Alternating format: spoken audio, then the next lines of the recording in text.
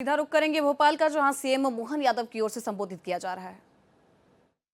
बाधा की मदद से हमने इस दिशा में आगे कदम बढ़ाया है। ये बात सही है कि भारतीय संस्कृति में समानता का भाव, सर्वे भवन्तु सुखिनः सर्वे सन्तु निरामया, ये वेद वाक्य के उद्घोष के साथ होता आया है। हमारे लिए समानता भारतीय संस्कृति का, भारतीय संस्कारों का सदैव अभिन्न अंग रहा है। ऋग्वेद में भी कहा गया है, हमारे संकल्प समान हो, हमारी सोच समान हो, हमारी संवेदना समान हो, ताकि हम सब एकता, समरसता और सद्भाव के प्रतिमान स्थापित करें।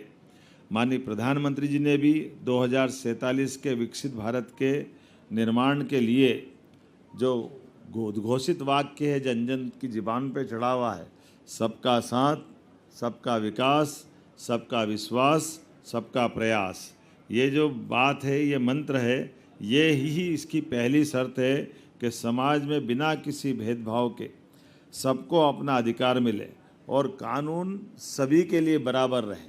मुझे इस बात की प्रसन्नता है, जब परमात्मा और प्रकृति इंसानों के बीच भेद नहीं करती है, तो ये भेद करने का अधिकार आखिर आया कहाँ से?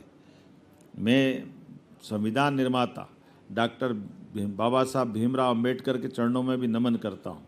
संविधान के अनुच्छेद 14 और 44 में समान नागरिक संहिता समान अधिकार एवं समान अवसर का मार्ग प्रशस्त करती है।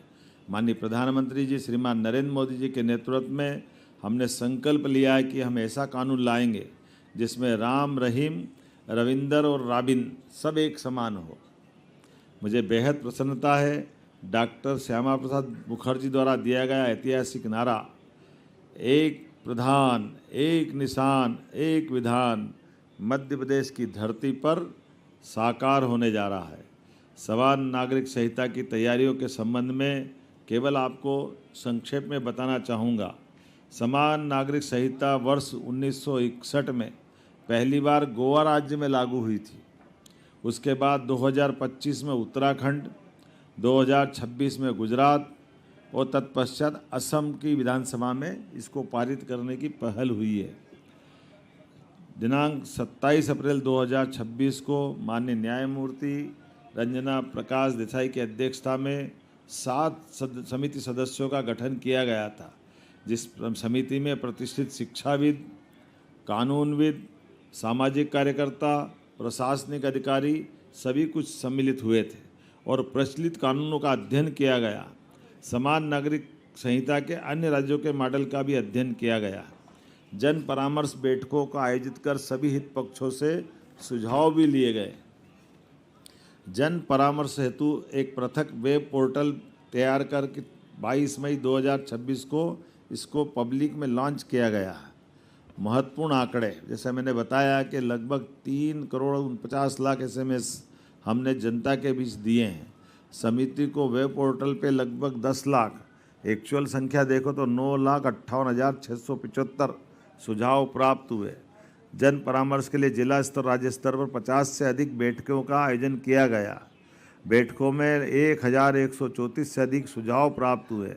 सुझावों का संख्यात्मक सार इस प्रकार से 93.54 93.54% नागरिकों ने इस प्रदेश में समान नागरिक संहिता लागू करने का समर्थन किया।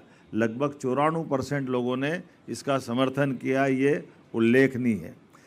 92.20 अर्थात 92.20% नागरिकों ने माना कि सभी समुदाय में महिला और पुरुषों के लिए समान कानून होना चाहिए।